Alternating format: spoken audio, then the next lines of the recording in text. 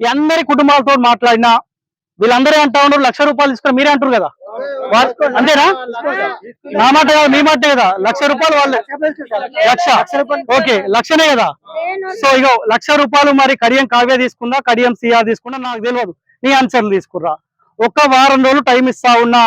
ఏ పేర్లు అయితే కొట్టేసావో తిరిగి మళ్ళా వాళ్ళ పేర్లు ఎక్కించకపోతే ఈ 5 కుటుంబాలని ఈ ఊర్లో ఉన్న కొంతమంది తీసుకొని పోయి ఆ ప్రజాభవన్కి తీసుకునే బాధ్యత నేను తీసుకుంటా.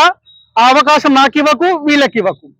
వీళ్ళు రావడం వల్ల వీళ్ళకి ఒక 5,000 ఖర్చు అవుతుండొచ్చు, కానీ నీకు 5,000% నీకు నీ కూతురికి ఇబ్బంది అవుతుంది.